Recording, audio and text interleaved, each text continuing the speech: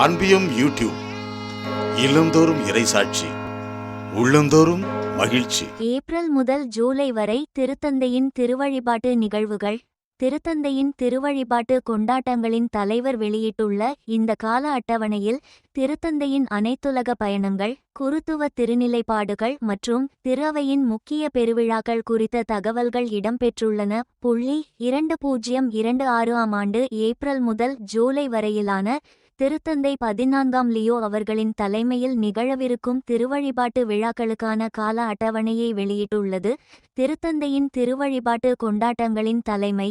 திருத்தந்தையின் இந்த கால அட்டவணையில் அவரது அனைத்துலக பயணங்கள், குருத்துவ திருநிலைப்பாடுகள் மற்றும் திரு அவையின் முக்கிய பெருவிழாக்கள் குறித்த தகவல்கள் இடம்பெற்றுள்ளன.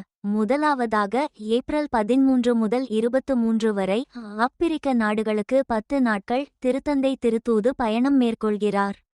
அல்ஜீரியா, கேமரூன், அங்கோலா மற்றும் எக்குவடோரியல் கினியா ஆகிய நாடுகளுக்கு அவர் மேற்கொள்ளும் இந்த பயணம் அவர் திருத்தந்தையாக தேர்ந்தெடுக்கப்பட்ட பிறகு ஆப்பிரிக்க கண்டத்திற்கு செல்லும் முதல் பயணமாகும்.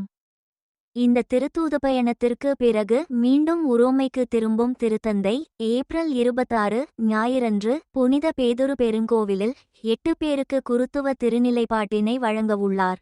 அதன் பிறகு மே மாதம் தூய யோவான் இலாதரன் பெருங்கோவிலில் ஆயர் திருநிலைப்பாடுகளை திருத்தந்தை தலைமையேற்று வழிநடத்துவார்.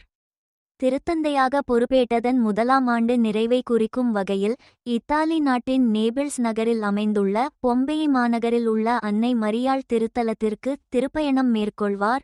அதனைத் தொடர்ந்து ஜூன் மாதம் ஸ்பெயின் நாட்டிற்கு திருத்தூது பயணம் மேற்கொள்வார்.